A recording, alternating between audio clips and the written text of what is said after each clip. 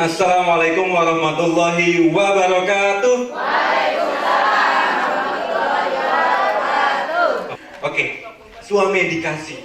Nama yang sulit, membuat ini jadi susah, padahal mah sebenarnya gampang. Gitu. Tapi sebelumnya saya pengen ngomong gini. Kita kalau menentukan sebuah pengobatan, misalkan ibu sakit, anak sakit, siapapun ada yang sakit, lalu secara natural, secara ya wajar aja kalau misalkan kita ke puskesmas. Ya kan? Kita berobat. Tetapi ada juga yang nggak mau repot-repot ke puskesmas, karena toh ya udah gampang, cuman pilek doang, cuma demam doang, jadi beli Panadol, beli Parame, beli Imsak, cukup, ya kan? Nah, gitu. Yang begitu itu Bu, yang bikin saya nggak dapat kerjaan, enggak.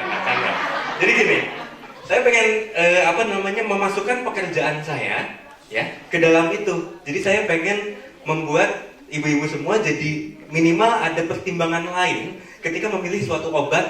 Ketika ibu beli ke apotek sendiri gitu, apotek atau toko obat, kan ada ya toko obat kayak misalkan mungkin yang terkenal di Jakarta ada Pasar Pramuka, ibu-ibu tahu? Ya kan, kalau beli obat di situ, itu curahan, obat kok curah gitu. Tapi memang ada gitu dan ya murah gitu di situ. Terus udah gitu ada yang di pinggir jalan, atau misalkan ibu udah jalan-jalan ke mall gitu ya, ada Century di situ, ada Guardian di situ, ada Boston di situ, ada Kimia Farma dan segala macam. Ibu bisa dengan mudahnya lagi jalan, habis parkir, belanja ke Carrefour, ke atas nonton sama anak-anak, iya lupa belum beli obat Lipitor misalkan. Kemarin si bapak Lipitornya habis beli dari situ, ya kan? Nggak perlu kita ke dokter lagi, ya nggak? Nah, itu saya ingin memberikan sedikit tambahan pemikiran dalam kita menentukan pengobatan. Karena sejatinya dalam kita menentukan pilihan pengobatan, kita banyak banget sumbernya. Misalkan saya pusing, ya, terus udah gitu Mbak Hanifah pusing dulu minggu lalu atau bulan lalu lah. Mas Gali pakai obat ini aja. Kemarin aku pakai ini, Tokcer, Cespleng, gitu kan? Ngirit, yaudah ya ikutin aja gitu. Oh sama juga kok, sama-sama pusing. Nah, kayak gitu, itu satu. Yang kedua, ya namanya grup WhatsApp, alhamdulillah kita bisa ketemu di ibu-ibu, mungkin ketemu teman-teman SD, teman-teman SMP, teman-teman yang entah dari mana, udah lama nggak ketemu, dan informasi juga ada di situ, ya kan? Kemarin si bapak ini udah pasang stand, minum obatnya gini. Terus begitu kita baca, itu mirip sama saya, atau itu mirip sama siapanya saya gitu. Kenapa nggak saya ikutin aja? Gitu. Toh dia bisa kok, gitu kan? Nah, kita dalam menentukan pilihan pengobatan memang seperti itu. Mau gimana lagi gitu? Berapa banyak sih kita yang datang ke apotek terus udah gitu nanya tentang obat ini itu apa? Atau kita browsing di internet bener-bener kita cari obatnya, terus udah gitu bener-bener kita lihat fungsi obat-obatnya. Berapa banyak sih orang yang seperti itu? Ya kan? Saya aja yang tenaga kesehatan, kadang-kadang kalau misalkan saya nganggap itu di luar kepala, oh paling ini, gitu saya nggak ngeliat lagi. Ya kan? Apalagi pasien saya, gitu. Tetapi memang saya tidak bisa mengatakan juga kalau misalkan kita nggak cari-cari informasi itu juga benar, enggak. Gitu. Tetap usahakan jangan cuma satu sumber. Ya kan, ya ibu tahu sendiri lah namanya sosial media sekarang ada hoax, ya kan? Katanya obat rebusan, saya pernah nih dapat info kayak gini. Obat rebusan daun kunciran apa nggak salah, terus ada nama latinnya, gitu. Saya ngelihat nama latinnya dan saya lihat nama latinnya ternyata ketika di Indonesia kan itu bukan kunciran. Dan begitu saya lihat lagi fotonya bukan. Jadi itu nggak bisa dipercaya sama sekali gitu. Kalau nggak salah itu fotonya yang saya ingat ya, itu tempuyung. Ibu tahu tanaman tempuyung? Nah, fotonya itu tanaman tempuyung. Tapi namanya kunciran kalau nggak salah, saya ingat ya. Saya bingung, ini jangan-jangan ada nama lainnya gitu kan. Saya taunya tempuyung, tapi jangan-jangan di Sulawesi atau di Papua sana dibilangnya apa kan saya nggak tahu. Terus saya lihat nama latinnya, karena di situ di-provide juga nama latinnya. Ternyata nama tanaman yang berbeda sama sekali. Gitu. Tapi bilangnya dia bisa buat kanker, dia bisa buat darah tinggi, dia bisa buat anti diabetes dan segala macam. Ya kan? Kita banyak banget nemuin yang kayak gitu. Nah, itu perlu hati-hati, tetapi kalau misalkan ditolak semuanya juga ya nggak bisa juga karena informasi ya datangnya dari situ. Gitu ya. Nah, Sekarang kita pengen ngomong suah medikasi itu apa sih? Gampangnya itu pengobatan mandiri. Udah, selesai. Gitu, pengobatan mandiri. Jadi, ibu sakit atau ada orang terdekat ibu sakit, terus udah gitu, ibu menentukan pengobatan untuk ibu sendiri gitu. Kan kalau misalkan ibu ke dokter, ibu cuma tinggal bilang, "Dok, saya pusing. Pusingnya di mana? Nyut-nyutan atau keliling? Saya pusingnya nyut-nyutan. Udah berapa hari? 3 hari. Disertai demam. Malam doang. Mencret atau enggak? Iya. Berapa kali? 5 kali. Langsung dikasih obatnya. Kita hanya tinggal ngomongin tentang gejala-gejala kita aja, ya kan? Tapi kalau soal medikasi, kita yang menentukan obatnya, ya kan? Saya ke apotek pengen beli amoxicillin saya ke apotek pengen beli Biogesic gitu, ya kan? Kenapa? Karena dia panas. Dan kemarin bapaknya sakit minum Biogesic, panas, sembuh, gitu. Nah, tadi saya lihat tes awalnya, saya memang baru melihat beberapa, tapi rata-rata benar kok. Yang namanya obat bebas itu ada yang berwarna, obat bebas berwarna hijau, ya hijau yang ini, bukan hijau yang ini, ya. Nah, yang ini, yang ini adalah obat bebas. Nah, ini adalah obat bebas. Ini adalah obat bebas terbatas. Nah, gimana tuh biar enak ada as-asnya aja dibilang tuh bebas terbatas. Ntar saya ajarin. Lalu ada obat keras, ya kan? Dan psikotropika. Nah, nanti ini juga saya ngomongin lagi. Lalu ada narkotika. Nah, itu seperti apa sih? Jadi obat bebas ini adalah obat yang bisa ibu beli di toko obat, di apotek, bahkan di warung, ya kan? Kadang-kadang kita bisa beli. Gini, ibu beli promah di mana? Nah, gitu kan? Obat bebas terbatas ini apa sih? Itu sebenarnya, ya, obat bebas terbatas itu adalah obat keras, ya, obat keras, tapi masih boleh dipakai secara bebas. Tapi mohon diingat, pemakaian secara bebasnya ini juga bukan pemakaian yang asal-asalan, gitu kan? Gara-gara pengen cepet sembuh batuknya, jadi dia minum OBH-nya 3 botol sekaligus, pagi, siang, sore, ya kan? Obatnya minta di labelnya nih, di botolnya kocok dahulu sebelum diminum. Udah main tuang, udah main ini, iya belum dikocok, ya udah kocok aja deh dulu. Nah, ya kan? Nah, bebasnya itu bukan sebebas-bebasnya ibu pakai gitu, bukan. Ada aturan pakainya, ada dosisnya. Dan itu mudah kok, gampang. Ketika ibu beli pasti ada di situ, ya kan? Aturan pakainya. Udah, tinggal ikutin itu aja. Bahkan beberapa obat ketika ibu beli ada brosurnya. Nah, itu simpen bu brosurnya itu. Kenapa? Karena di situ cukup lengkap. Apa yang cukup lengkap? Nih, saya kasih tahu yang paling saya suka. Yang paling saya suka adalah tentang kontraindikasi. Gitu. Nanti disampaikan di situ siapa yang boleh minum obat ini dan siapa yang tidak boleh minum obat ini. Gitu ya. Nah, lanjut ke golongan narkotika. Nah, ini yang menurunkan kesadaran, terus sudah gitu dapat menimbulkan ketergantungan. Nah, ini kan narkotika. Dijual nggak? Dijual, gitu kan. Kalau misalkan mau bius ya gimana? Gitu kan. Masa ya udah deh nggak usah gitu. Nanti kamu ketergantungan ya kayak gitu kan. Di bawah pengawasan tenaga kesehatan. Ada dokter, bahkan ada dokter spesialis anestesi. Ibu mungkin pernah tahu ya. Ada dokter, udah dokter umum, dia ngambil spesialis lagi khusus tentang anestesi. Nah, gitu. Gak apa-apa. Nah, ini saya pengen ngomong tentang psikotropik. Psikotropik ini adalah obat-obatan yang dapat menimbulkan sensasi atau perubahan perilaku. Yang tadinya dia sedih, minum senang. Yang tadinya excited banget, minum itu jadi diam. Gitu. Ya, ada obat-obat yang bikin senang? Ada. Ya ini contohnya yang di narkotika ini juga bisa juga gitu. Ada ekstasi. Ibu pernah tahu? Ya kan? Begitu minum itu, wah, orang tuh kuat manggung berjam-jam juga dia kuat, nyanyi aja terus. Sampai ininya urat-urat itu kelihatan tapi dia masih kuat gitu. Nah itu bisa tuh. Atau ada juga yang misalkan di anak-anak nih ada bahasa namanya cimeng, Bu. Tahu? Ya kan? Begitu nyesep itu langsung relax, nyantai, ya kan, nge-fly. Gue ngeliat Bugs Bunny. Nah, itu halusinasi dia. Dia merasa ngelihat tokoh kartun jalan, gitu.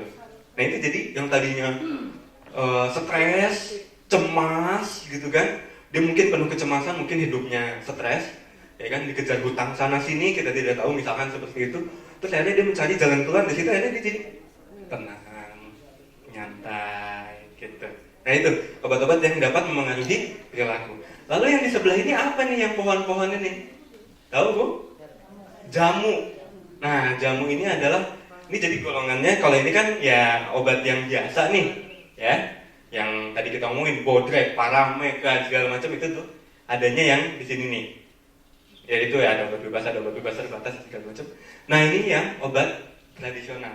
Nah, obat tradisional ini juga sebenarnya bebas. Kita bisa beli gitu aja, ya. Nah, ini jamu. Jamu itu adalah obat yang secara turun-temurun dikatakan berkhasiat. Pengujiannya ada nggak? Belum ada. Belum pernah ada yang berhasil membuat pengujian.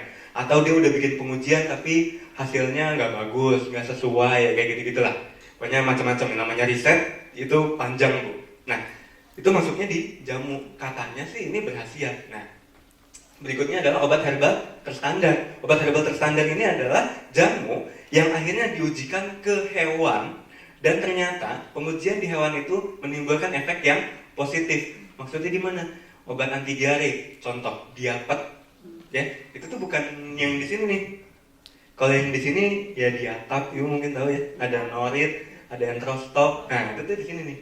Tapi kalau yang di sini obat tradisional itu contohnya diapet dari daun jambu biji, gitu yang udah diuji. Terus udah gitu ada obat herbal terstandar, contohnya lagi tolak angin, ya kan?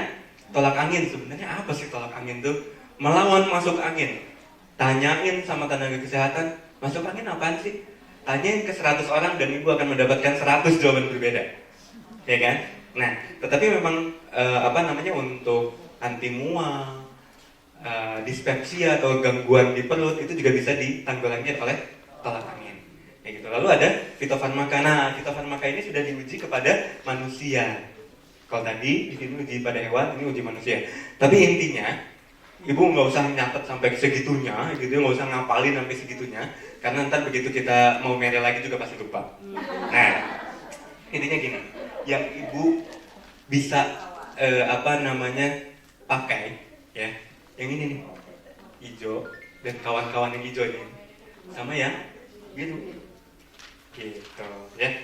Obat keras, obat narkotik itu tidak disarankan, bahkan jangan, gitu ya. Bisa nggak sih kita beli obat keras di apotek? Bisa. Ya, ntar kita ngobrol ya. Nah, ketika kita sakit, saya pengen mengajak ibu untuk memikirkan ini. Gejalanya dan kondisi khusus, misalnya sedang hamil atau sedang menyusui, untuk bayi atau untuk lanjut usia, untuk orang yang kena diabetes, untuk orang yang kena hipertensi, untuk yang kena gangguan ginjal, untuk yang kena gangguan hati. Ibu mesti memikirkan itu, dan alergi. Jadi gini, kadang gejalanya tuh sama, pusing, ya kan? Pusing juga ada yang nyut-nyutan, ada yang muter-muter, ya kan? Dan itu penyebabnya bisa beda-beda Bu. Gitu. Pusing itu hanya sebuah gejala. Gitu. Jadi gini, saya pengen ngasih tahu bahwa ketika saya pusing, lalu begitu Mbak Azizah itu pusing, bisa jadi penyakit kita berbeda. Bisa jadi dia migrain, gitu. Dan saya pusing memang karena makannya jorok, lapar ya mungkin kayak gitu. Penyebabnya beda, tapi ujung-ujungnya sama, pusing. Gitu. Obatnya tergantung penyakitnya, kayak gitu. Jadi tiap orang bisa sama, bisa berbeda. Tapi saya lebih senang menyebutnya sebagai unik, ya. Ya ibu juga tahu lah yang namanya obat cocok-cocokan kalau bahasa kita ya. Kadang-kadang kita pakai obat ini nggak cocok, pakai obat ini nggak cocok, pakai obat ini tuh cocok. Tapi dia pakai obat yang kita nggak cocok itu masuk tokcer. Ya bisa jadi penyakitnya berbeda, meskipun ujung-ujungnya sama-sama batuk. Yang satu batuk karena bakteri, yang satu batuk karena flu, virus. Itu beda. Gitu. Kalau batuk virus, karena flu gitu ya, karena mampet, terus akhirnya jadi demam, akhirnya jadi pusing juga. Ibu kasih antibiotik, ngebunuh siapa? Karena antibiotik tidak membunuh virus. Gitu. Coba gini, ketika DBD, ya, ketika kita DBD atau ada pasien DBD, kita dikasih antibiotik nggak? Tidak. Ya kan? Dikasihnya apa? Infus, isinya jus jambu, bukan? Isinya air infus, tapi suruh kita minum jus jambu yang banyak. Gitu kan? Beda. Tapi sama-sama demam, sama-sama mencret, sama-sama lemes dengan si tipes. Ya kan? Tapi tipes itu obatnya ada antibiotik. Kenapa? Karena penyebabnya itu ya bakteri gitu. Kumannya itu bisa dibunuh dengan antibiotik. Modelannya mirip, makanya banyak dokter yang juga ini tipes apa DB. Rawat dulu kita lihat, ya kan? Bahasanya apa? Observasi. Kita observasi dulu deh. Lihat dulu kalau trombositnya turun, fix DB. Gitu. Tapi kalau ternyata trombositnya nggak apa-apa, ya mungkin dia tipes. Gitu. Jadi kita tiap orang itu unik dan saya tidak menyarankan untuk melihat obat orang lain. Gitu. Ya ini tentu menjadi salah satu pertimbangan kita juga, tapi mohon untuk tidak menjadi satu-satunya pertimbangan, ya. Dan yang lebih kuat menurut saya adalah di sini, karena kita yang tahu sendiri gejala kita apa, sama-sama pusing gitu. Tapi tadi pusing bisa beda. Kamu kenapa? Sakit perut beda bu. Ada yang nyeri, ya kan? Ada yang kembung, beda-beda gitu. Tapi kita sebutnya sakit perut, pusing. Batuk ada yang batuk berdahak, ada yang nggak berdahak. Lamanya juga beda. Batuk 100 hari itu batuk lama, berminggu-minggu. 100 hari itu berarti kira-kira 3 bulan, ya kan? Sama-sama batuk. Terus udah gitu, wah kamu batuk flat nih, TBC, langsung kasih obat TBC, misalkan, gitu. Karena misalkan ada yang punya nih obat TBC, gitu. Terus ya udah kasihin aja deh, nggak apa-apa, gratis ini dari pemerintah, gitu kan? Sama nggak? Belum tentu. Bisa jadi dia batuk 100 hari batuk yang 100 hari yang bukan TBC gitu. Pertussis gitu. Beda. Obatnya disamain. Kenapa? Karena gejalanya dianggap sama padahal beda sih. Tapi kan ya batuk-batuk juga dia seminggu 2 minggu nggak kelar. Gitu, ya. Paham ya maksud saya sampai sini? Ada yang masih bingung? Ya. Jadi gejalanya sama, bisa jadi penyakitnya beda.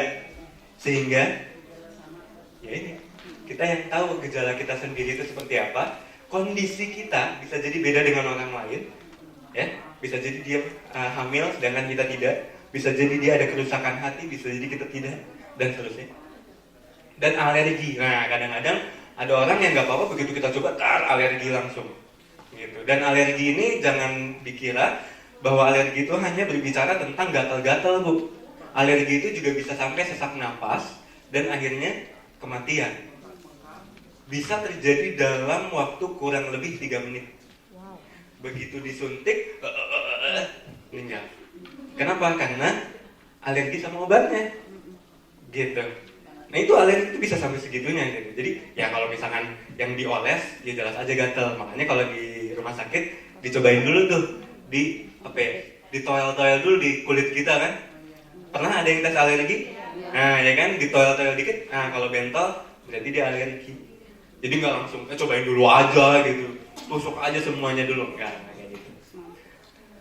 Lalu, nah, kenapa? Karena kalau misalkan kita salah dalam menetapkan dasar pengobatan kita, ini kita bisa nanti jadinya salah penggunaan obat yang salah atau bahkan penyalahgunaan obat.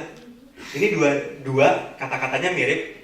Penggunaan obat yang salah dengan penyalahgunaan obat itu sebenarnya tinggal salah sama guna sama obat, puter-puter aja gitu. Tapi maknanya berbeda jauh. Yang ini makanya kalau bahasa Inggrisnya itu misuse, salah, ngaco, lupa gitu. Biasanya itu tidak disengaja, ya kan? Dan ya karena pemakaiannya nggak benar aja. Tapi kalau penyalahgunaan itu biasanya sengaja. Saya pengen nge-fly makanya saya minum 30 butir. Gitu. Saya pengen hilang kecemasan saya, maka saya minum 5 botol sekaligus. Itu. Dan ini sudah masuknya ranah hukum.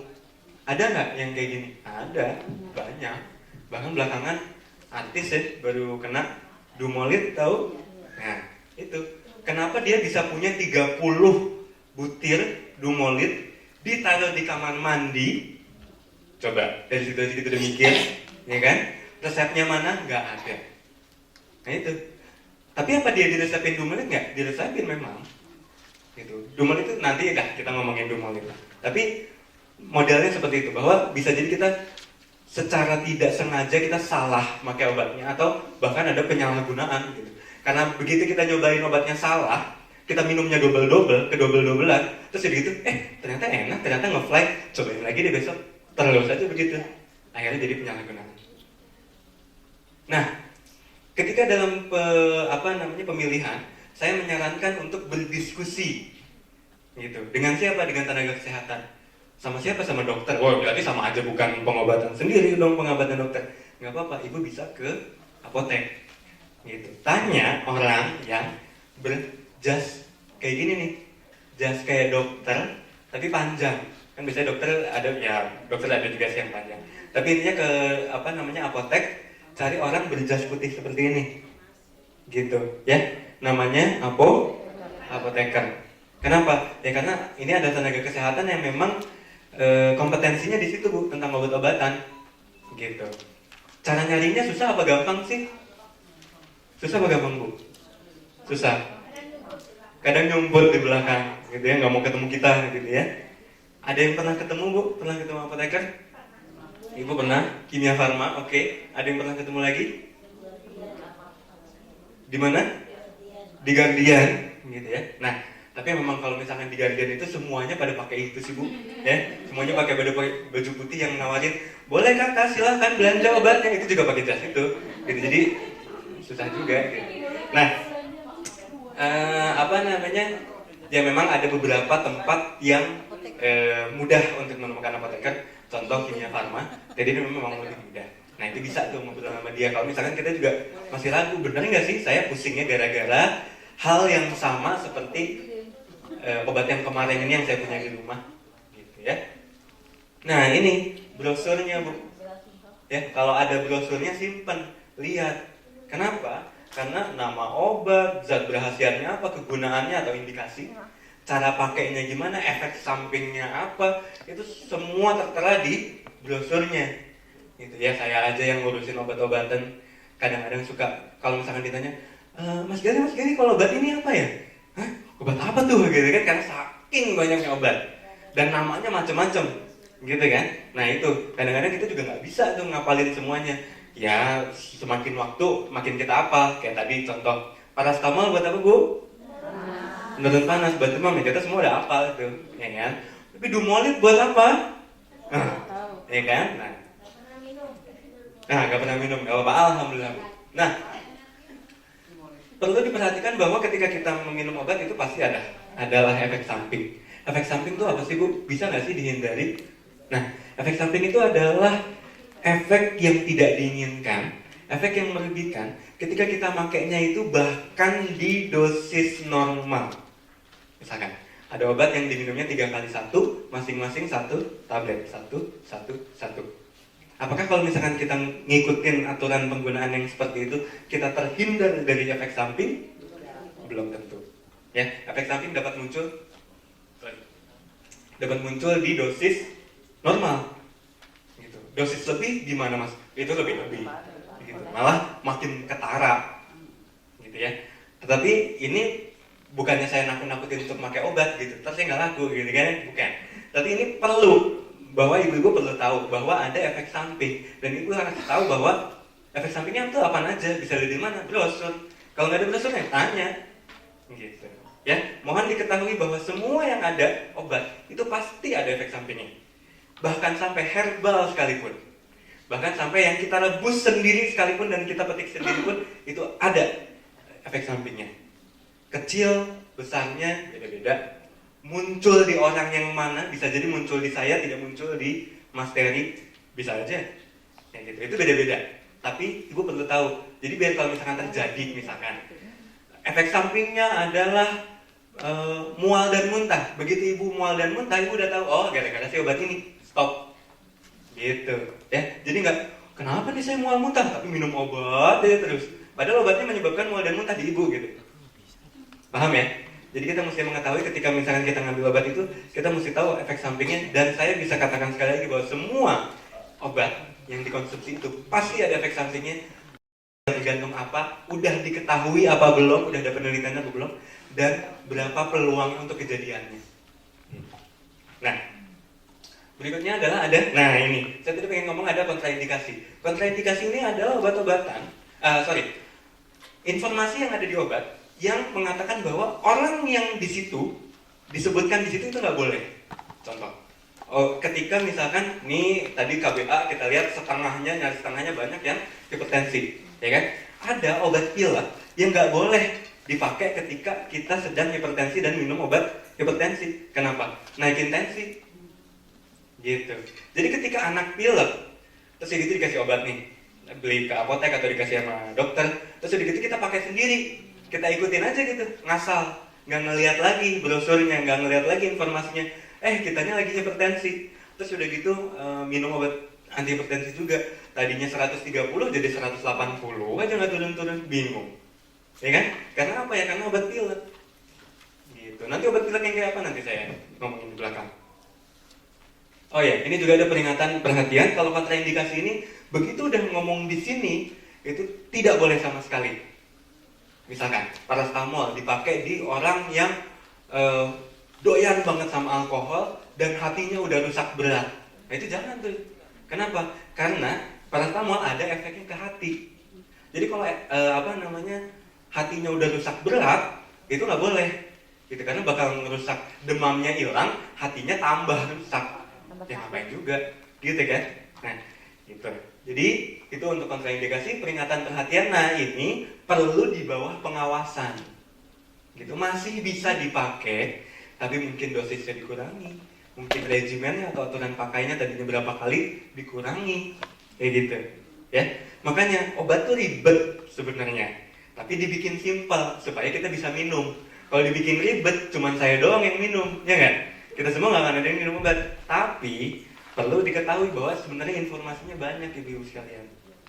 Gitu. Jadi perlu saya menyarankan sekali lagi ketika dapat obat, lihat ininya, kontraindikasi, boleh dan nggak boleh buat siapa.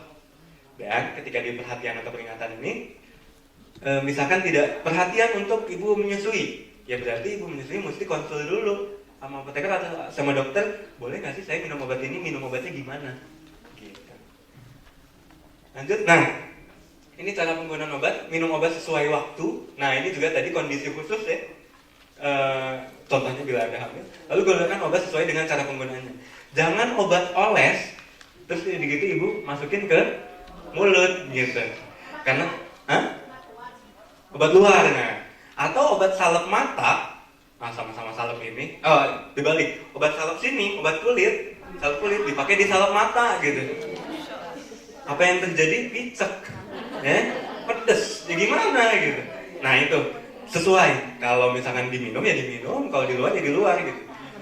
Tetes hidung dipakai di tetes kuping, itu semua aja dibalik-balik. Tetes kuping dipakai tetes mata, waduh, semuanya dibalik-balik gitu kan.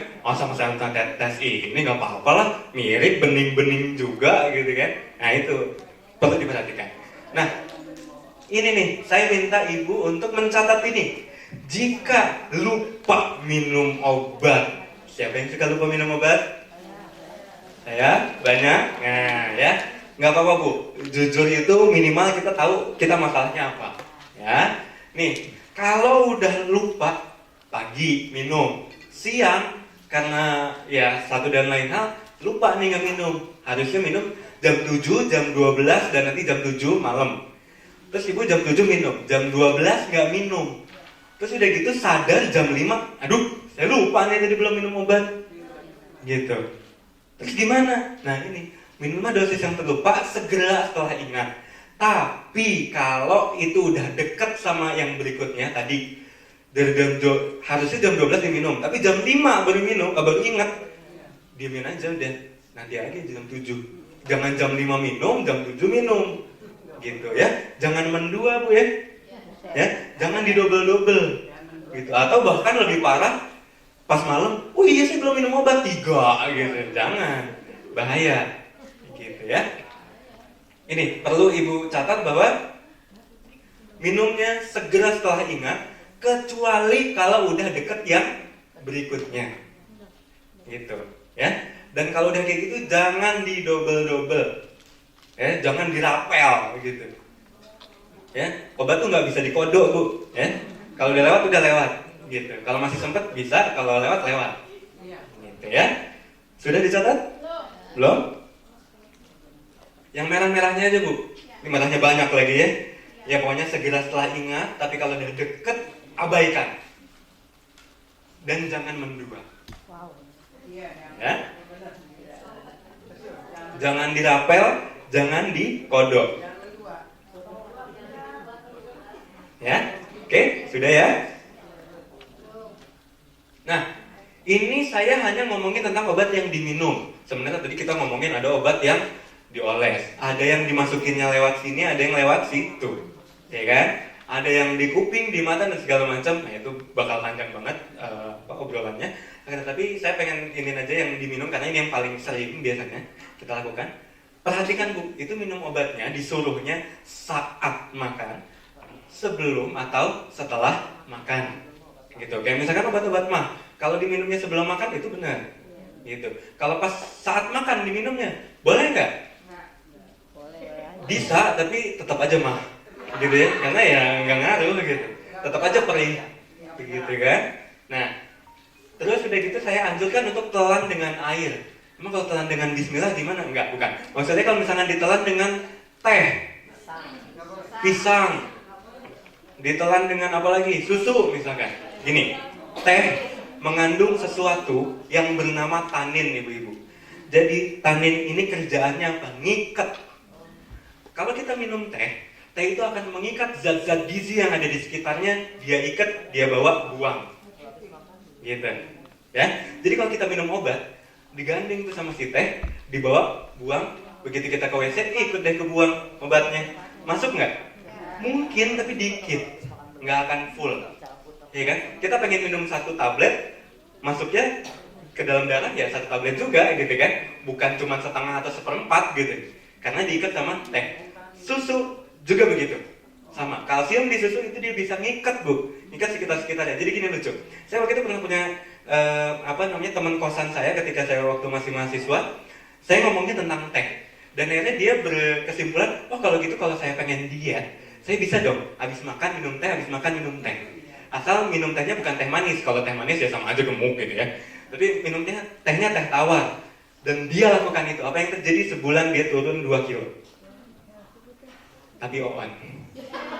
Karena nggak ada yang masuk. Ya kan? Kenyang keluar. Di kelas dia haho. Gitu, nggak ada isinya, bener. Gizinya kagak masuk tuh. Dibuangnya semua sama teh. Gitu ya. Paham ya ibu-ibu ya? Contoh misalkan pisang. Nah, pisang untuk obat-obat misalkan seperti Lipitor atau Captopril. Itu, Bu, obat-obat itu gini. Ibu pisang tahu isinya apa? Kalium, pernah dengar? Nah, obat-obatan itu dia akan membuat kalium itu akan ada banyak di dalam tubuh. Ya, tidak terlalu terbuang secara. Biasanya kalium itu kita buang lewat urin, lewat pipis. Nah, tapi kalau misalkan sedang mengonsumsi obat-obat itu nanti kaliumnya biasanya lebih banyak yang ada di dalam dibandingkan yang keluar karena memang obat itu efek sampingnya. Salah satunya ke situ, ke ginjal yang bagian itu. Nah, ketika kita minumnya dengan pisang, ketika pasien minumnya dengan pisang isinya kalium, nambah-nambahin. Akhirnya banyak yang nggak keluar, banyak yang di sini. Ngaruhnya kemana? Ginjal. Sebelumnya apa? Nggak enak badan aja gitu. Karena ibu pernah dengar elektrolit, ya? Darah kita elektrolitnya tidak dalam level yang seimbang. Kebanyakan salah satu. Akhirnya rasanya nggak enak badan, rasanya aneh, gitu. Dan itu tanda-tanda bisa nanti kalau diterusin ginjalnya rusak, gitu ya. Jadi tapi apakah semua obat itu akan berinteraksi dengan pisang? Tidak. Dan bisa jadi belum ada aja penelitiannya, gitu kan? Ketika kita bejek obat ini dengan pisang, apa yang terjadi belum ada aja. Gitu, makanya saya menganjurkan paling enak lah, paling aman dengan air putih aja, gitu ya. Kalau susu sama teh jangan. Oh iya, sama yang ini, minum obat saat makan ini aturannya gini aja Bu, enaknya. Misalkan metformin kan kadang-kadang ada yang tengah-tengah makan ya. Dua sendok makan, minum obat, lanjut makan. Gitu ya. Itu yang saat makan. Tapi tidak semua obat-obat itu saat makan. Obat-obat yang saat makan itu apa? Yang diserapnya barengan sama makanan. Gitu. Kalau ini kan sebelumnya makan, ini setelah makan, dia harus bareng sama makanan. Kenapa? Ada Bu obat-obat yang ketika dibarengin sama makanan, dia bukannya malah keserap, diem. Karena yang keserap itu si makanan. Jadi dia ngantri. Kapan nih giliran gue nih buat masuk nih? Gitu kan? Keburu kebuang. Nah, ya beda-beda. Jelimet nggak Bu? Jelimet ya. Makanya obat tuh nggak bisa disamain. Nggak bisa kita bilang, obat bakal merusak ginjal. Enggak. Ada kok yang merusak hati. Nah, gitu beda-beda, gitu ya. Dan yang waktu itu dokter Dani juga sempat, dan saya juga udah ngulang-ngulang berkali-kali kalau misalkan darah tinggi terus nggak minum obat dengan alasan melindungi ginjal, malah perbuatan itu akan merusak ginjal. Gitu. Jadi obat nggak bisa disamain. Beda-beda, karakteristik beda-beda. Makanya baca atau tanya, diskusi kalau tadi bahasa saya, ya. Kalau jadi budak tuh benar nggak? Kenapa? Tergantung obatnya Bu. Ada obat yang memang menyebabkan antibiotik beberapa, itu menyebabkan budak yang tidak bisa balik lagi. Ada obat yang bisa balik lagi. Cobain, nggak usah. Ya, ada obat yang bisa bikin budak irreversible, nggak bisa balik lagi, dan ada yang bisa bikin budak balik lagi. Tapi kalau saya bilang, ibu minum Milanta bikin budak nggak? Kalau ibu masukin sini, iya. Makanya sekali lagi kita tidak pernah bisa menyamakan satu obat sama dengan obat-obat yang lainnya. Ya? Bikin ompong. Itu kalau dikunyah kali Bu, semuanya ompong. Oke, nah perhatian nih, karena ini ibu makainya sendiri ya. Pengobatan mandiri atau self-medikasi, obat itu tidak dipakai secara terus-menerus. Ibu beli paracetamol 3 strip, sayang atulah 3 strip, habisin aja gitu. Ya, digadoin gitu, jangan. Kalau udah selesai sakitnya ya udah nggak usah. Campur kopi enak kan? Gitu. Iya Bu, simvastatin itu beda, karena kan simvastatin itu untuk kolesterol, maksud saya adalah untuk ya seperti penyakit-penyakit yang bahasa kita kan ada penyakit menular, ada penyakit degeneratif. Ya, degeneratif itu yang kalau dibiarin nanti fungsi tubuh kita turun. Nah, untuk mengerem turunnya itu kita pakai obat, contohnya simvastatin. Nah, itu memang perlu rutin gitu. Terus aja begitu. Enggak, simvastatin enggak. Gitu. Iya, kalau rata-rata kan obat itu terus gitu ya. Banyak kan budak terus begini. Itu karena faktor U-nya. Jadi gini, saya juga pernah, ibu saya itu demam. Kalau nggak salah demam nih. Terus udah gitu, karena kepercayaan beliau minum Combantrin 2 hari sembuh. Saya juga bingung, apa urusannya penyakitnya itu batuk, demam, pilek sama Combantrin kok sembuh? Nah, ada cacingnya enggak gitu? Ini kan kita ada juga gitu kan, tapi sembuh. Nah itu Bu, kadang-kadang kita kebalik-balik, jangan-jangan bukan obatnya yang nyembuhin, tapi emang udah keburu sembuh aja. Emang tinggal 2 hari lagi. Jadi gini, ketika kita minum obat, saya percaya ketika ibu minum obat antihipertensi, nggak mungkin ibu makan cireng, cilor, terus udah gitu minum obat hipertensi, terus udah gitu minum obat statin atau obat anti kolesterol. Kolesterol ibu berapa? Ya segitu-segitu aja. Kalau makannya begitu dihantam sama obat gitu. Meskipun dihantam sama obat, pasti banyak yang dilakukan, ya kan? Minyaknya dikurangin, lemak-lemaknya dikurangin, garamnya dikurangin, nggak ngerokok dan segala macem, dan minum obat. Nah itu tuh saling membantu Bu satu sama lain. Nah kalau yang kasus tadi Combantrin itu, ya Combantrin ini nggak ngapa-ngapain, lewat doang. Begitu lewat, ada cacing nggak? Nggak ada, lewat. Gitu. Tapi emang udah keburu sembuh aja. Ya gimana gitu? Ya, oke, lanjut. Nah ini tidak untuk terus-menerus, sesuai anjurannya, sesuai yang ada di aturan pakainya itu. Terus udah gitu, kalau muncul sesuatu yang tidak diinginkan, yang tercantum di efek samping, hentikan. Jangan karena, ini emang efek samping obatnya, kita udah tahu gitu. Enggak, tetap hentiin, jangan. Efek obat ini dapat menimbulkan mual muntah. Wah, muntah. Ah, nggak apa-apa, ini emang minum obat harus begini. Nggak kayak gitu, ganti aja. Masih banyak obat di luar sana, masih jutaan, Bu. Ya, ganti aja. Nah, ini, ketika kita minum yang cairan, gunakan sendok takar yang sudah disediakan, bukan sendok rumah tangga. Kenapa? Karena sendok rumah tangga ukurannya beda-beda, ya kan? Belum nanti yang muncung sama nggak muncung, itu beda lagi, ya kan? Ngambilnya. Jadi udahlah, yang paling, karena ini obat, bukan nasi. Kalau nasi lebih dikit nambah nggak apa-apa, kenyang, senang. Tapi kalau obat kelebihan, kita tahu banyak efek-efeknya, ya.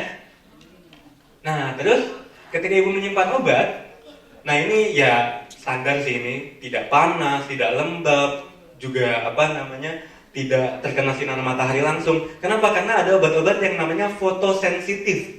Apa tuh? Sensitif terhadap foto. Gimana? Foto itu cahaya maksudnya. Begitu dia kena cahaya, obatnya langsung pecah-pecah. Ada? Gitu ya.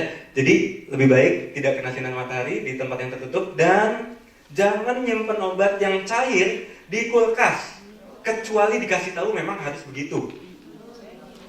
Kenapa? Karena ada obat-obat misalkan yang namanya suspensi ini, Bu, misalkan ya. Begitu ibu taruh kulkas, beku, dia misah. Ada bagian kental, ada bagian cair, gitu. Dan ibu nggak tahu obatnya ada di yang kental apa di yang cair. Kalau kita tiap hari minum yang kentalnya doang, itu airnya doang. Begitu cairnya 1 sendok, langsung semuanya ada di situ obatnya. Paham maksud saya? Jadi begitu dia udah misah karena beku, itu tuh udah ganti aja deh, ulang lagi gitu. Ya, karena itu tadi bisa jadi obatnya ada di lapisan atas, dan di bawahnya itu bukan apa-apa, air dan kawan-kawan yang membantu. Kan bikin obat itu kayak bikin kue, Bu. Ada terigu, ada telur, ada itu kan masing-masing ada fungsinya, ada, ya kan? Nah itu cuman bukan kejunya, tapi cuman raginya doang gitu. Padahal kita pengen kejunya. Kejunya ada di atas. Begitu kita minum yang di atas, langsung keju semua. Begitu udah habis, udah kita cuma minum apa nggak jelas. Dikocok biasanya udah nggak bisa, Bu, kalau misalkan udah beku. Gitu. Jadi tidak semua obat itu perlu disimpan di kulkas. Kalau dibilang tempat sejuk, kita nggak usah masukin kulkas juga, termasuk tidak. Itu kipas-kipasin aja, Bu, nanti juga sejuk sendiri. Enggak, itu di ruangan aja, ruangan aja. Ya. Nah, lalu jauhkan menyimpan obat lah kadaluarsa. Ya ini ngapain menyimpan obat kadaluarsa? Nah, ini buang obat kalau udah, nih contoh tablet yang bolong gini ya, buang, Bu. Gitu ya. Ibu tahu ini tablet. Nah, ini kan tabletnya pecah-pecah, buang. Gitu ya. Jadi, kalau misalkan udah berubah warna, berubah bau, udah bintik-bintik, lubang, sumbing, nih obat sumbing saya juga bingung kayak apa ya. Tapi ya anggap aja kita tahu, pecah-pecah, basah, lengket-lengket, nah itu udah buang. Gitu. Tapi kan baru beli kemarin. Jangan kita ini sudah kadaluarsa, belum kadaluarsa, kalau udah begitu buang. Kenapa? Karena bisa jadi belum kadaluarsa tapi tempatnya panas, ya kan? Akhirnya jadi pecah-pecah dia di dalam tuh. Begitu kita buka, kok pecah-pecah? Tapi kan belum kadaluarsa, nggak apa-apa. Nah itu jangan. Ya. Terus, nah ini tentu ini tidak bisa ibu hafalin semuanya. Cuman saya pengen bilang bahwa kalau udah berubah, ya, udah berubah warna, udah berubah bentukannya, ada bintil-bintil, nempel-nempel, lengket, ganti. Sederhana ya. Kalau ini kita bisa nih langsung ngeliat, oh ini udah misah nih, buang. Udah bau, buang, bisa. Nah, medikasi ini memang kelemahannya itu kadang-kadang dapat menutupi diagnosis penyakit serius. Yang tadi saya bilang, batuk yang cuma 3 hari, batuk karena flu, batuk karena bakteri, batuk karena TBC, dengan batuk yang pertusis, itu sama-sama batuk semuanya. Kalau minum obat batuk, sampai sebulan, nggak akan kelar, nggak akan ketahuan itu, oh ternyata pertusis ya saya udah sebulan gitu. Ya kan? Karena ya udah nggak apa-apa, OBH lagi, laserin lagi gitu. Laserin bisa menyembuhkan TBC? Enggak begitu caranya. Sama-sama mengeluarkan dahak, dan TBC kan juga dahak gitu ya. Tapi apakah dengan laserin selesai? Ya enggak, makanya jika sakit berlanjut hubungi dokter. Terus ngapain kita beli obat sendiri? Langsung aja ke dokter gitu ya. Nah itu terserah ibu lah, gitu ya. Tapi memang seperti itu. Kalau misalkan sakit berlanjut, hubungi dokter. Biasanya batasnya itu 3 hari. Kalau 3 hari nggak kelar-kelar, bisa jadi kita salah minum obat. Kita salah menganggap penyakit kita, ya kan? Ternyata penyakit kita mungkin lebih serius atau yang berbeda sama sekali. Lanjut. Boleh nggak sih semua obat itu untuk suami dikasih? Nanti kita bicarain. Nah, ini di rumah tangga, ibu pasti nyimpan obat kan di rumah? Nggak mungkin nggak nyimpan ya hari gini gitu. Nanti kalau misalkan anak panas tiba-tiba, wah harus ke apotek, motornya nggak mau nyala lagi, wah dia ribet. Jadi memang baiknya sih memang nyimpan, gitu. Nah, terus udah gitu, ya ini Provinsi DKI Jakarta memang paling banyak. Terus udah gitu rata-rata orang menyimpan 3 macam, tapi ini hanya informasi-informasi aja. Nah, batasan obat-obat yang bebas, nih ada di sini, ya. Saya akan bahas yang awal-awal aja. Kenapa? Kalau kesini-sini ntar kita besok belum tentu bisa hidup. Saya hari ini dapat job, belum tentu saya besok bisa ngebiayain keluarga saya. Saya belum tentu besok nggak ditagihin sama debt collector, wah segala macam, akhirnya cemas. Butuhlah dia obat ini untuk supaya tenang. Tapi kalau minumnya tenang, akhirnya jadi tenang, gitu ya. Itulah yang digunakan obat ini. Nah, kalau obat ini nih, apa nih Bu? Somadril. Kalau saya bacanya PCC, ya. Ini adalah obat PCC, gitu. Yang sering diri obat PCC gitu ya. Karena isinya ada paracetamol.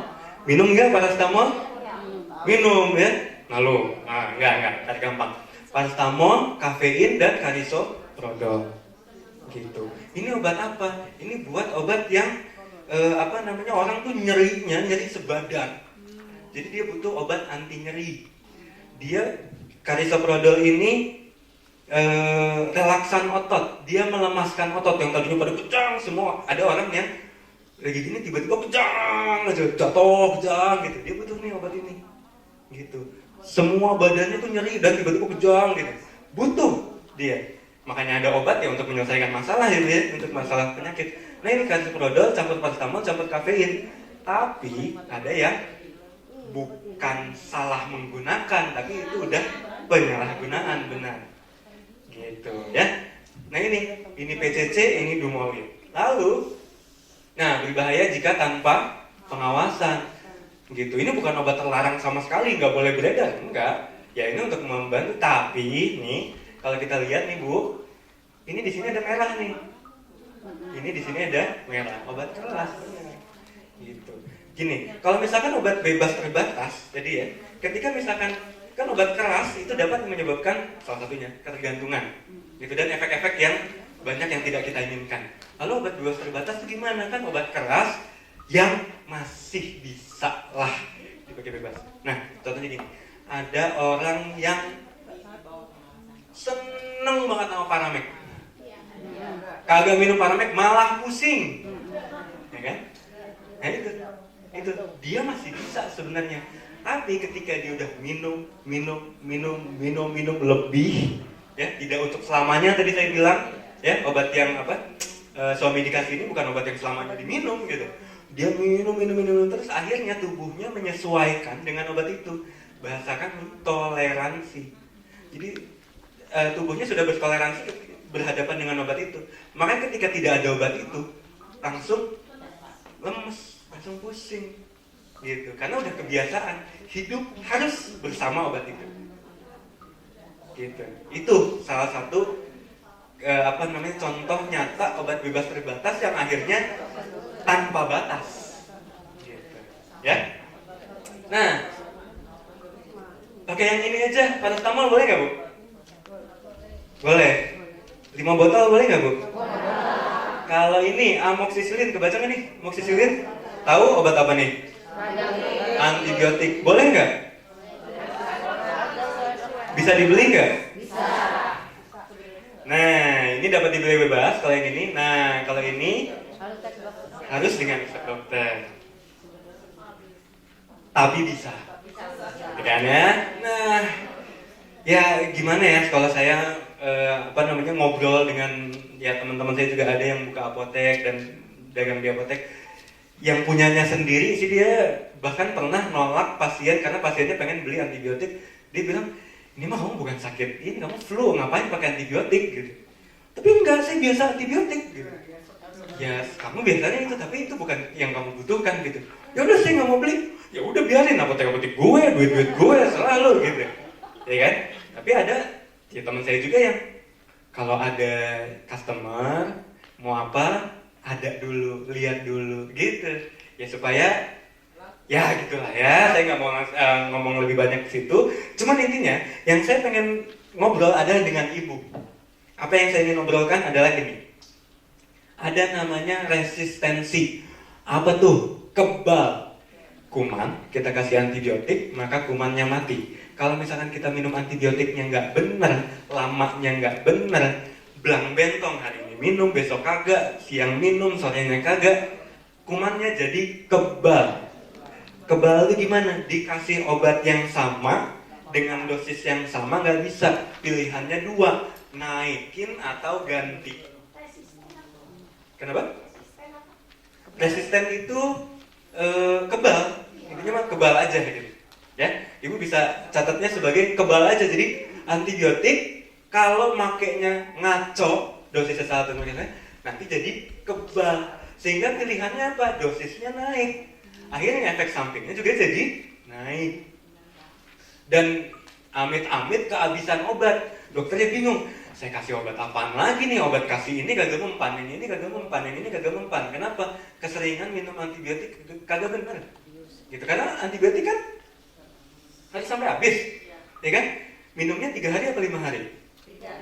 Beda-beda, tergantung bu. Gitu. Kita tahu dari mana? Yang ini 3 hari, yang ini 5 hari. Kuliah dulu, gitu.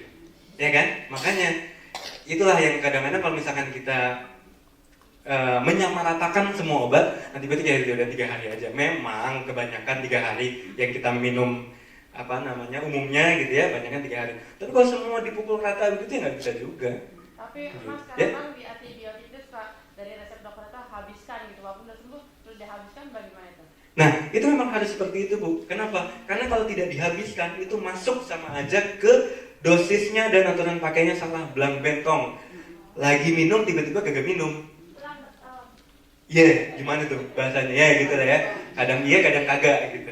Ya, gitu bu. Jadi kalau misalkan antibiotik memang amannya habisin. Karena memang itu yang memang diamanahkan kepada kami tenaga kesehatan yang memang harus habisin. Kenapa? Karena kalau nggak habis, kadang-kadang kami khawatir gini, kumannya masih ada, tapi umbelnya udah kagak kelihatan gitu. Ya kan? Akhirnya kita ya udahlah berhenti ngapain? Ternyata di dalam dia kebal jadinya. Gitu ya. Lanjut. Nah, berikutnya ini adalah obat-obat yang contoh-contoh suami dikasih. Nah, ini batuk.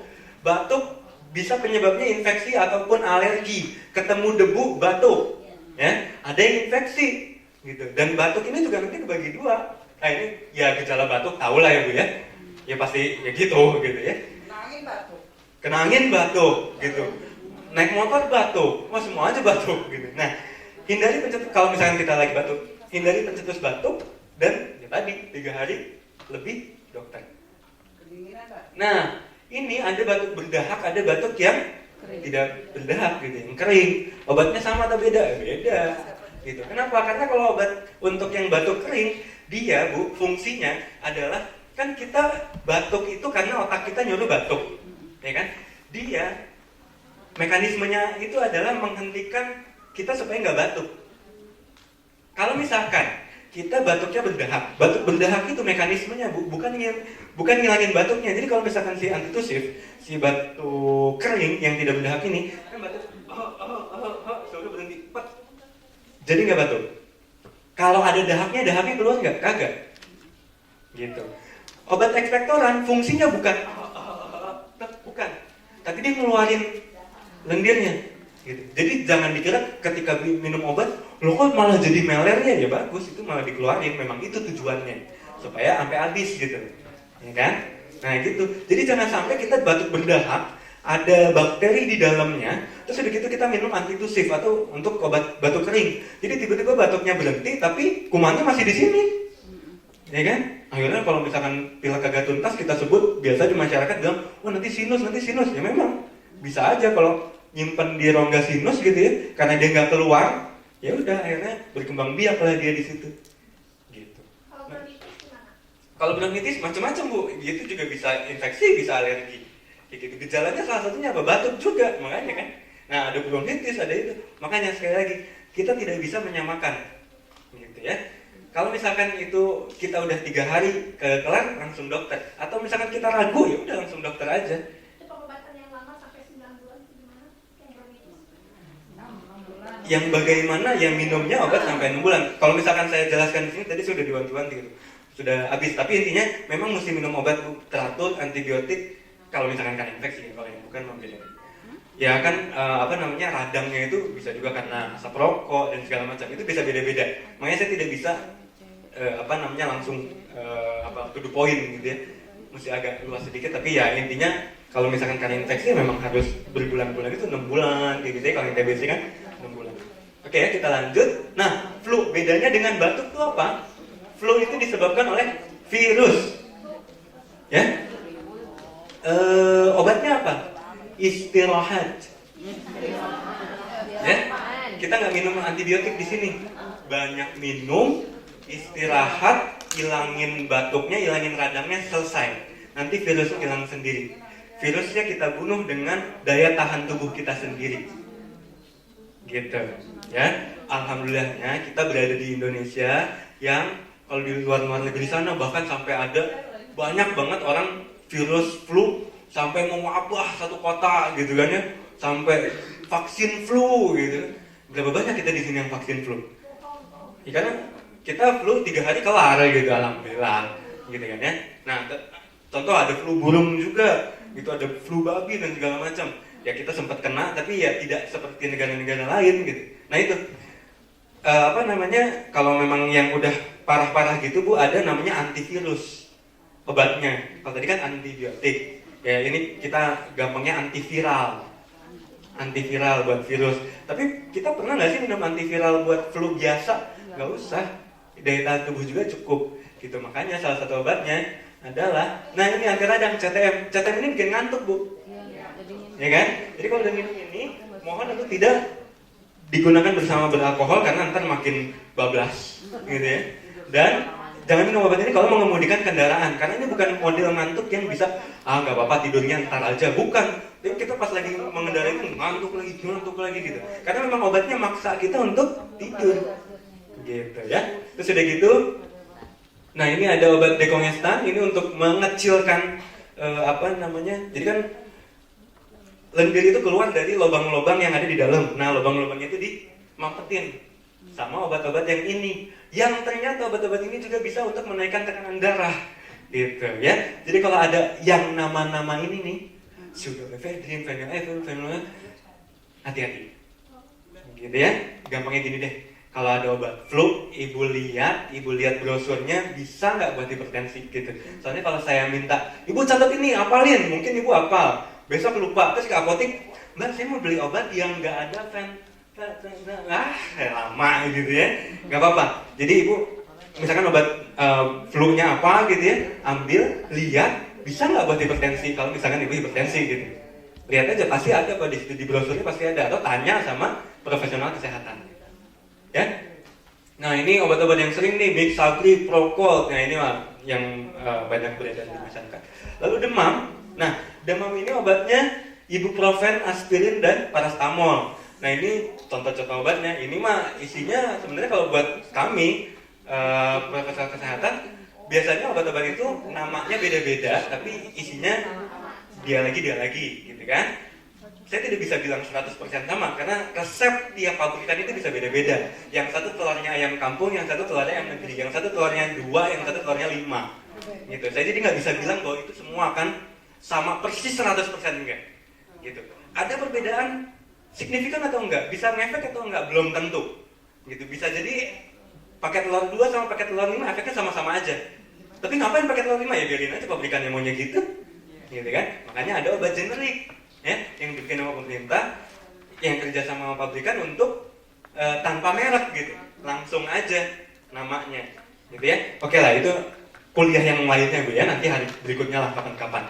Terus, nah ini demam, istirahat cukup banyak, minum air yang banyak, dan kompres dengan air hangat.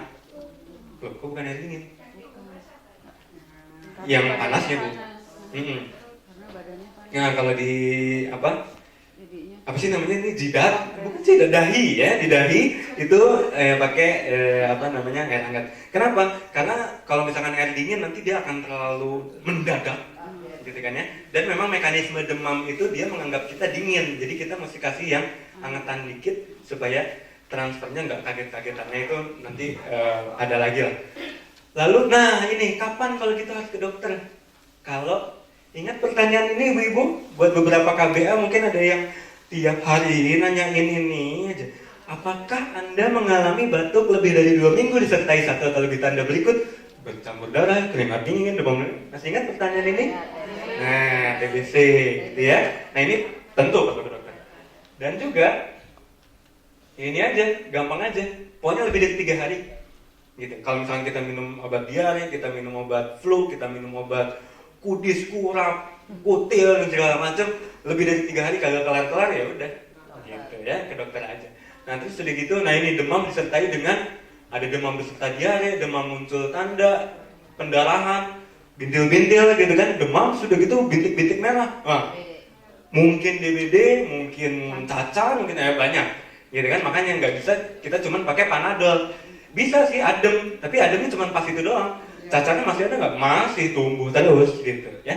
Terus udah gitu sakit telinga. Kenapa? Kalau sakit telinga ini karena misalkan dia infeksi di saluran pernapasan atas, ibu mungkin pernah tahu ISPA ya. Dia kalau misalkan udah parah, udah menjalan-jalan, itu saluran kupingnya itu dimasukin sama bakteri juga, jadi kupingnya sakit. Gitu ya. Nah itu bisa sampai seperti itu. Kalau udah sampai seperti itu ya perlu ke dokter. Lalu nah ini ada obat-obat nyeri. Nah ini dia yang sering banget dijadikan obat dewa. Segala macam penyakit bisa pakai obat ini. Kenapa? Karena tadi demam itu pakai ibuprofen, aspirin dan paracetamol juga gitu. Ya kan? Kenapa? Karena memang obat-obat ini, zat-zat ini memiliki efek anti demam dan juga anti nyeri juga. Gitu. Ya. Nih, yang XS ini Bodrek, Paramed, Direk nggak termasuk. Feminax, Neuralgin, Noramasil, wah banyak lah. Gitu ya. Jadi ini biasanya obat dewa. Kalau demam pakainya apa? Pakai Paramed. Kalau pegal-pegal pakainya apa? Pakai Paramed. Wah semua aja Paramed gitu. Sembuh nggak? Ya bisa aja kalau misalnya memang penyakitnya sesuai gitu. Ya kan bukan yang parah-parah banget atau yang tadi sesuai. Gitu. Nah tapi ini yang memang memang ini yang terjadi gitu dan yang memang bisa gitu. Tapi mohon digunakan dengan rasional. Ya. Nah terus udah gitu ada penyakit mah. Ibu tahu penyakit mah? Ya, perih-perih di sini yang kadang-kadang beberapa orang sampai gitu pedas di sini nih, ya. Itu tuh kalau udah parah, ya. Asam lambungnya udah naik, bener. Nah itu karena memang asam lambung. Nah itu nyeri, mual, kembung.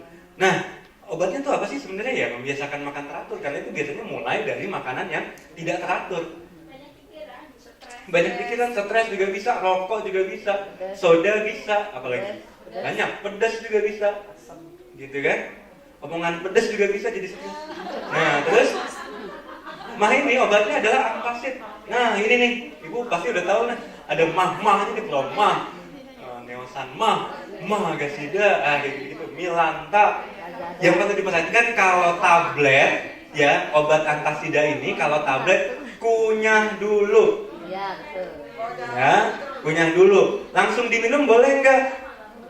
Iya baiknya sih kunyah dulu deh Bu, gitu ya. Kenapa? Karena memang fungsinya lebih baik begitu. Tapi saya pengen ngasih tahu satu nih. Tidak bisa semua obat itu diperlakukan sama sekali lagi. Ada obat yang boleh dikunyah, ada obat yang tidak boleh dikunyah. Kenapa Mas Gali pahit? Salah satunya. Tapi ada yang kedua gini, ada obat Bu yang memang kita pengennya dilepasnya itu nyampe usus.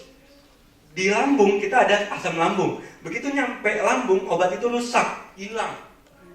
Tentu kita nggak mau itu. Kita pasti pengen minum obat supaya ada efeknya. Kita nggak pengen obatnya rusak begitu baru nyampe lambung gitu, ya kan? Akhirnya sama pabrikan si tabletnya itu di coating, dikasih selimut, dikasih selaput, gitu, supaya bisa bertahan di tengah-tengah asam lambung. Begitu lewat asam lambung baru oke gue keluar gitu. Kalau ibu gigit, kalau dipotong, kalau gerus, ya si coatingnya ini nggak bekerja. Jadi begitu masuk kena asam lambung langsung gitu, percuma gitu ya, ngapain minum obat gitu ya. Sekali lagi, tidak semua obat bisa diperlakukan sama, dan begitu juga dengan penyakitnya. Tidak semua pusing halnya sama, karena kanker otak juga pusing, banyak ya. Nah ini contoh kata obat. Nah ini buat obat apa nih Bu? Mencret. Ya jangan mencret banget lah bahasanya gini, kenapa? Anti diare ya. Mencret ya apa juga sih. Obat ini apa nih? Obat mah. Terus udah gitu, ini obat apa? Mabok kendaraan. Anti mual, mabok. Nggak pernah Bu ada iklan, ya ini bagus untuk mabok. Itu nggak ada. Anti mual. Ya? Oh. Nah, memang obat ini nih Bu, nih ini kan biru nih. Kenapa? Karena obat ini memang bikin ngantuk. Ngantuk banget. Dan tadi ngantuknya bukan ngantuk yang ntar juga tidurnya dirapel aja. Bukan, memang obatnya tuh bikin kita turun, bikin kita fungsinya jadi turun supaya ngantuk, supaya istirahat, supaya nggak bergejolak gitu ya. Nah kayak gitu. Ya memang. Nah kalau ini nih obat apa nih? Pilek, batuk, ya flu lah. Ini obat apa? Ya oksigen ya kalau misalkan lagi kehabisan napas, kecapean. Tapi ini bukan pertolongan untuk orang yang bengek, asma gitu. Asma kasih oksigen ya. Paling bagus kalau obat asma itu ya yang di Ventolin. kalau bahasa kita inhalasi, kalau itu apa? Dihirup ya. Inhaler, benar inhaler. Tapi bahasa Indonesia adalah hirup. Ya barangkali ya Bu ya, pokoknya itu yang paling bagus memang ketika lagi habis tangan dipakai itu ya. Nah ini obat luar. Mana nih? Nah ini ada anti nyeri, contohnya ini. Terus udah gini ada anti memar, ada obat luka bakar. Ini contoh-contoh ya, obat-obat yang saya sampaikan di sini adalah contoh-contoh obat yang ada di kotak obat, dan saya sarankan untuk ibu memiliki ini ya. Kenapa? Karena kalau udah moncor, terus udah gitu di rumah kagak ada yang terostok, enak ya Bu ya, susah banget. Ini lagi promo nih, butuh banget nih. Antimo juga kalau misalkan mual ya kemana-mana. Saya sarankan obat-obat ini, obat-obat yang dasar-dasar ini ada di kotak obat Ibu ya. Nah ini antiseptik, ini apa sih? Betadine lah. Nah ini obat apa nih? Dari otot ya, udah ada contekannya. Ini obat apa nih? Nyeri. Ini ada paracetamol, ini buat nyeri, ini buat demam. Gimana tuh? Ya, karena memang paracetamol bisa gitu Bu, dia ada demamnya, ada buat nyerinya. Tergantung, ini kan dosisnya beda nih. Ini 350, kali ini biasanya 500. Dan ini biasanya sama temennya nih ibuprofen. Gitu ya. Jadi sekali lagi tidak bisa dianggap sama. Dan terakhir saya pengen ngomong bahwa ada prinsip namanya dagu sibu, dan harus dilakukan dengan benar. Dapatkan obat dengan benar gitu ya. Di toko, di apotek, nggak di pinggir jalan gitu ya. Obat gitu kan ya. Terus udah gitu gunakan juga dengan benar. Tadi ya, simpannya juga dengan benar. Jangan sampai ibu udah beli, udah menggunakan, terus udah gitu baru sekali make, nyimpennya ngaco di sebelah kompor, akhirnya ngeletek semuanya, rusak, beli lagi, gitu ya. Terus udah gitu buang juga dengan benar, gitu ya. Berapa lama kalau obat sirup yang udah dibuka? Obat sirup yang udah dibuka umumnya biasanya sebulan. Jangan terlalu susah. Tergantung. Kalau misalkan memang, ya itu tadi, kalau misalkan memang dia di situ dibilang bisa di dalam kulkas, taruh aja di dalam kulkas nggak apa-apa. Katanya Peminak menyebabkan kemandulan, benar? Peminak menyebabkan kemandulan. Yang saya tahu memang ini sebenarnya paracetamol itu kan untuk anti nyeri, ya kan? Nah terus nih hyoscyamine ini tanaman itu buat ngelemesin otot. Jadi kan kalau saya belum pernah menerima penyakit ini dan juga belum pernah minum obat ini, ya, tapi ada kenceng di situ gitu ya, kram di situ. Nah itu akhirnya dilemesin sama dia. Tapi mohon maaf Bu, saya memang nggak tahu kalau misalkan ternyata Apakah dia penggunaan jangka panjang itu bisa menyebabkan mandul atau tidak? Saya tidak tahu. Yang jelas kalau paracetamolnya enggak. Gitu. Kalau yang si ekstrak tanaman ini, hyoscyamin, saya belum bisa jawab. Mohon maaf Bu. Ya, oke. Mohon maaf ibu-ibu, saya malah ngasih pertanyaan gitu ya yang ini dan tidak memberikan kesempatan karena ibu tadi juga udah nyolong-nyolong, saya juga udah tahu. Ya udah, terima kasih ibu-ibu. Mohon maaf kalau ada kekurangan dan terima kasih. Assalamualaikum warahmatullahi wabarakatuh. Waalaikumsalam warahmatullahi wabarakatuh.